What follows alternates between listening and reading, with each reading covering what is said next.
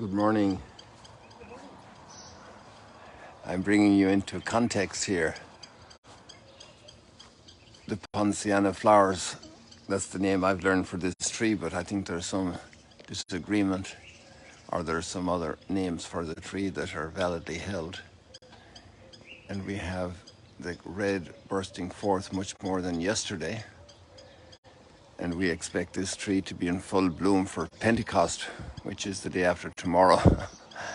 So it's coming along in an accelerated fashion. And you'd wonder why that's always in bloom for Pentecost,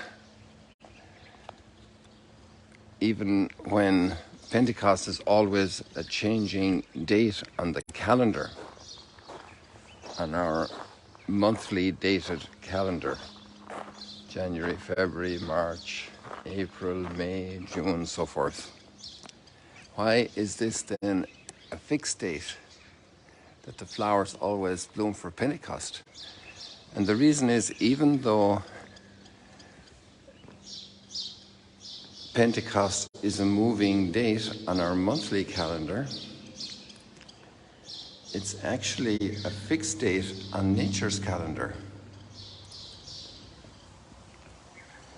Because the calendar is based on aspects of nature that don't change.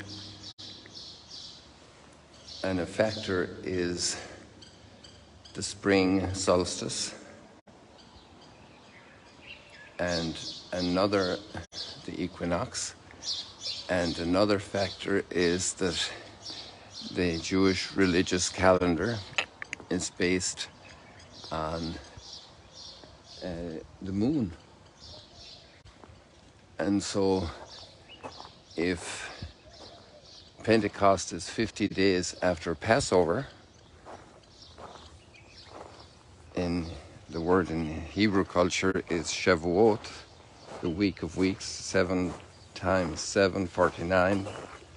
The 50th day is Pentecost, and this was yesterday on the Jewish calendar, because their Passover is celebrated at the full moon in the month of Nisan, so it's tied to the physical calendar of the cosmos, of the solar system.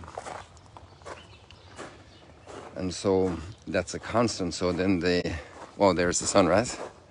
Then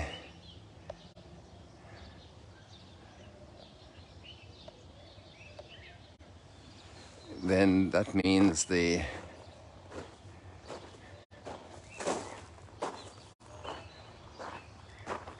natural calendar is a constant, and so those flowers will come in the natural calendar's constancy. And our monthly calendar, January, February, March, April, and so on, is going to be sliding on the natural calendar track. So then we have the constant context of nature is where we also celebrate our liturgy. Our date is not the full moon, the first full moon after the equinox, but it's the Sunday, because we celebrate the resurrection. And then the Friday before that's Good Friday, which I learned that the Coptic Church, when they were here 2 days ago, called it Great Friday. And in the Romance languages, it's called Holy Friday, Santo, Viernes Santo. Different sensitivities to how to understand and express what's given to us in that marvelous occasion.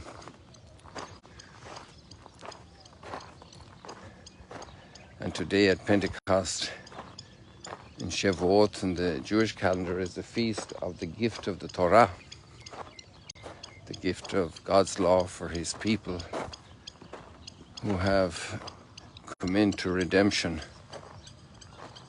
and they come to serve the Lord. not to be slaves to an earthly Pharaoh, to serve the author of life, and to receive the wisdom of life and how to live life from the source of life.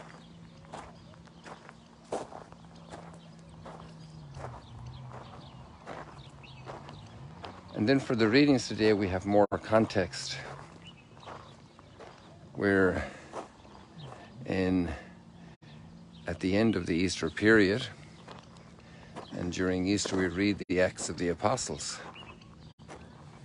And there's a very important moment happening right now, but it's also in a political context. So yesterday we saw how Paul used the context of disunity among the authorities to avail of their rivalry to not be condemned in Jerusalem. He would go to trial in Rome. And that's very possible over here because it's the Roman Empire. And it's not just that possible. Agrippa is the king, or not the king, the tetrarch or whatever, and his wife Bernice are in the context of going to welcome the new governor in Caesarea. So you have all the political context of Rome, whose authority stretches over this region at that time. And Agrippa and Bernice go to visit Festus and welcome him, who has now replaced Felix as governor. So in their conversations, they stay for a few days with Festus in Caesarea. Many of you know that from your pilgrimages. The big port on the east of the Mediterranean that Herod the Great built. So I can imagine the atmosphere there. There are ruins there of the major halls of Herod's palace. So surely in one of those halls,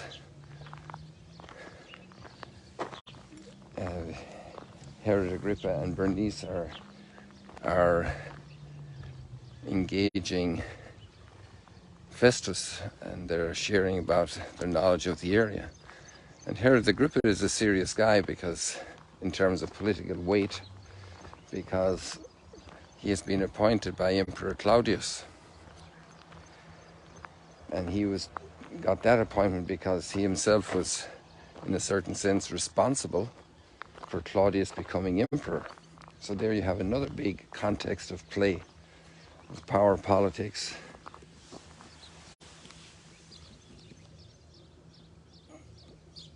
The huge power politics and the little plants that have such beauty and such intelligence. Did somebody find out the name of this plant?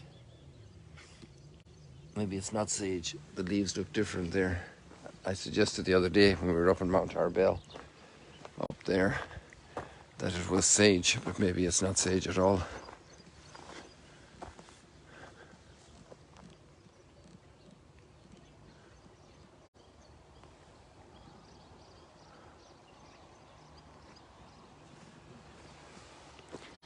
So then in their conversations, Festus brings up the case of this Paul who's in prison. Oh, we were looking at them in Mount Arbel as well. These are the capers.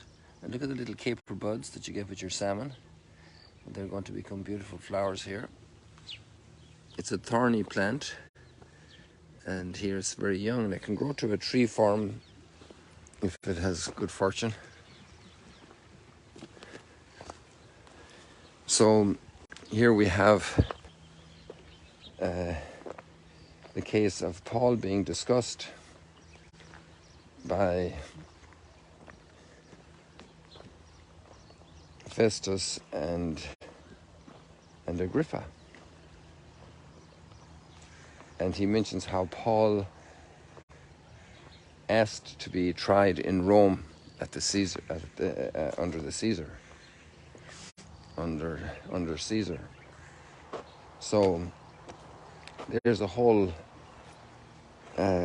peak coming, and we'll read more of it tomorrow at the last readings of the Easter season before we celebrate Pentecost. And it's good to keep these contexts in mind because there's a lot at play here, and especially I would say in the very closing lines of the Acts of the Apostles, which we'll read tomorrow. And there's a great serenity and a great irony and really a great drama. And then on the other hand, we're back right here in the Gospel at the Sea of Galilee. And that's fascinating because two major figures are being treated.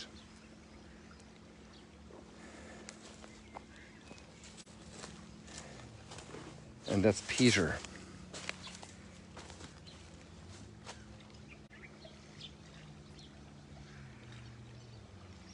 So Peter is being charged by Jesus to feed the lambs and feed the sheep.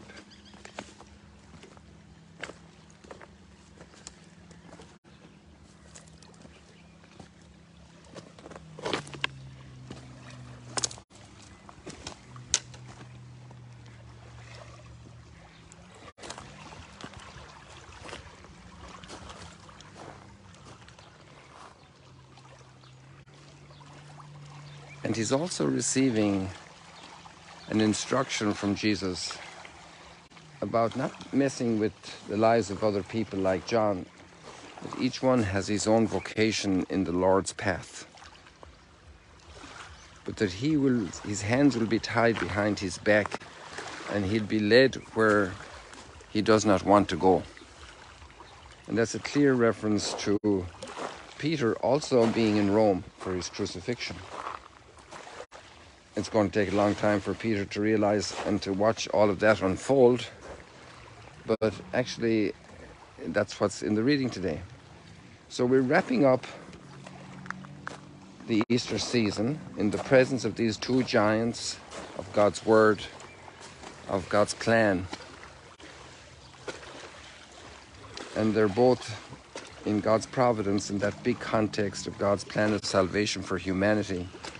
They're both really en route to Rome.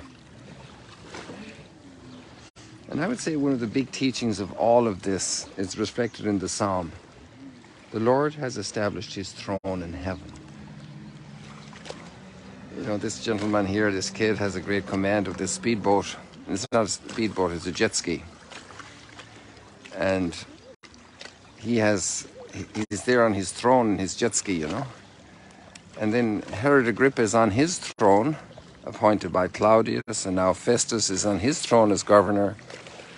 And we all sit on a little throne somewhere, but the Lord has his throne in heaven. He transcends all of us. He is in charge.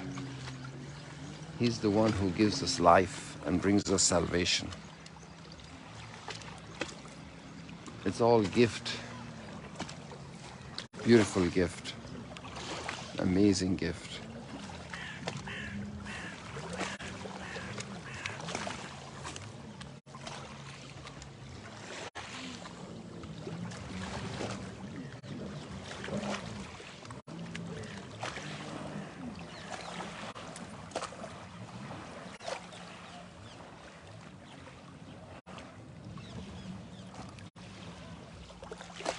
I wonder if this bird will fly for us.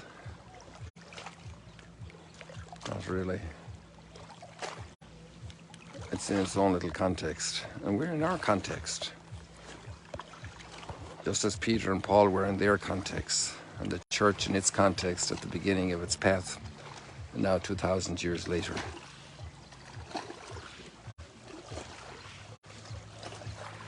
God bless you. Have a beautiful day today. We're at the end of May.